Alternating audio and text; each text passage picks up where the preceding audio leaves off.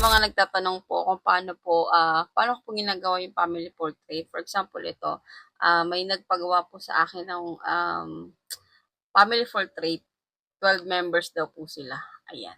Ito po kasi may mga arrangement din po yan na gusto ni client.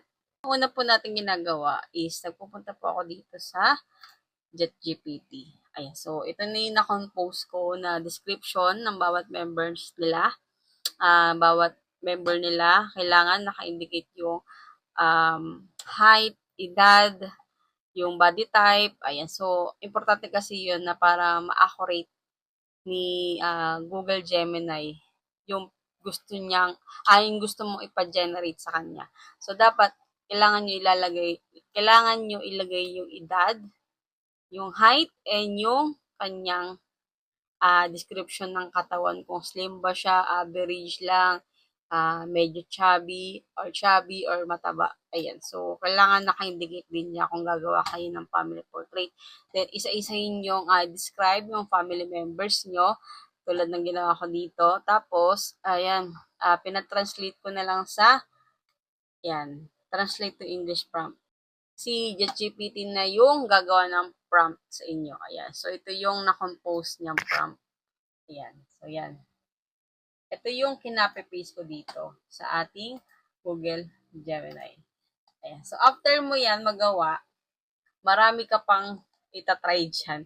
Yan. So, yan. Napakarami kong na-try na at na-ipa-generate dyan. Para lumabas lang yung ganitong, yan. Yung parang pinali niyang na-generate. So, unang-una, yung na-generate natin. Ito yung unang pina-generate ko dito, di ba? Nakailang try po ako dyan, nakailang subok ako dyan. Yan. Tapos, nirumble-rumble ko din yung prompt. Ayan. Ayan. So, yun lang ang gagawin nyo. Kailangan nyo lang ulit-ulitin. Kagawa na kayo ng prompt na gagamitin nyo. Dito naman sa Google Gemini is kailangan nyo ring ulit-ulitin para ma-generate yung tamang litrato na gusto nyo ipa-generate.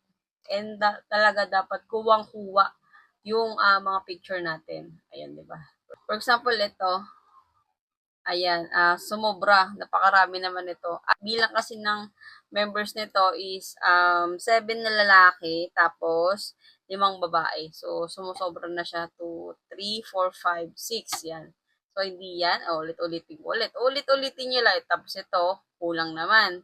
Yan. Ulit-ulitin nyo lang hanggang sa magsakto yung bilang ng membro nyo. Tapos, kung medyo malapit yung na-generate niyang mukha sa picture, ayan. So, ulit-ulitin nyo lang. Ayun lang naman yung ginagawa ko dito sa ating mga family portrait. Kaya kung mag-edit ka ng family portrait, dapat matyaga ka talaga at talagang ulit-ulitin mo talaga maipa-generate. Ayan. So, kulang ito. Hindi rin naman nakuha yung tamang muka. Nakuha talaga yung pinaka-original nito. Ayan, diba? So, inulit ko na naman. Ayan. Ulit-ulit yan. Madami akong ulit dyan. Ito. Mali din, mali yung posisyon. Kasi ang nito, may arrangement siya. Hindi ko hindi ko nakuha talaga yung saktong arrangement kasi nga mahirap. So, ito yung pinaka na-generate niya na mas malapit doon sa mga picture. So, ang ginawa ko dito, sinave ko to kasi saktong 12 members din. Sinave ko yan. Tapos, ang ginawa ko, ito yung ginawa ko. Na-generate natin, di ba? Kasi ang pinaka-original picture, ang pinaka-original na kuha nung pinaka-membro is ito yung naka-dark blue is long hair. So, ginawa ko, naganaw ko, can you make the hair longer for the man wearing dark blue on the right side at the back. So, ito yon. So, ito yung na-generate niya. Ayan. So, ang gawin nyo is, ganito. For example, may mataba, tapos may payat, maggagawa lang kayo ng can you make the man, ito naman, can you make the man on the far right side look 54 years old. So, ito yon. Kasi dito is bata. Bata siya tignan. And nung na-generate niya, inulit-ulit ko yan kasi hindi masyadong na-generate. Ulit-ulitin nyo lang hanggang sa ma-generate. Ayan. So, ito na, mukha na siyang 54 years old. So, dito sa una naman, ang sabi ko, di ba, itong naka-dark blue na lalaki is gawing long hair. So, ito yung na-generate niya, naging long hair na. Ayan. Tapos dito, sa pangalawa, yung lalaki dito sa right side is gagawing 54 years old. So, ito yung na-generate niya. Ayan. So, kung kuha naman na ano naman ni Google Gemini. Tapos, can you make the man on the far left side look 56 years old naman? Ayan. So, ito yung na-generate niya. Ayan. Look 56 years old. Pero, puti kasi yung buhok. So, ang ginawa ko, can you just make the hair of the man on the far left far left black? Yan. So, ang sabi ko, kung pwede niyang palitan ng black yan, and ito yung na-generate niya. Pero, nawala ito, yung lalaki dito. So, inulit ko ulit. Diyan, nag-adjust lang ako dyan at ito na yun. Ayan, naayos naman. Yun. So, ulit-ulitin nyo lang. Ulit-ulitin nyo lang hanggang sa makuha nyo yung tamang peak, tamang gusto nyo i-generate. Kung may gusto pa kayong i-adjust sa family members nyo. So, yung ganun lang yung gagawin nyo. Tapos, nagpalit ako ng mga background dito. Ayan. So, yan, ginawa kong background na ganyan. Ganito. Yan, mga cinematic. Ayan, so ito. Ayan, ito yung pinakamaganda. Ito yung pinaka last na, finals na yan. Final na. Ayan. Saka ito. So, ang sabi ko, can you change the theme to cinematic vibe? So, ito yung pinaano niya. Ayan. So, yun lang naman yung gagawin nyo kung hindi nyo makuha. Basta ulit-ulitin nyo hanggang sa ma-generate nyo talaga yung pinaka-perfect na family portrait na para sa inyo. 'Di ba? So, ganoon lang. Yun lang naman. Pero kung nahihirapan talaga kayo at wala kayong time mag-edit, wala kayong tiyaga mag-edit, ayan, i-message nyo lang ako ng bahala sa inyo. So, yun lang.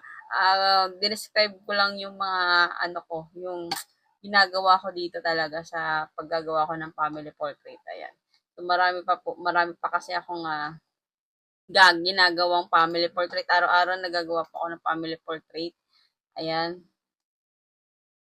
Ayan, ito yung mas meron akong nagawang family portrait dito na natuwa talaga siya kasi nga hawig na hawig talaga ng family niya.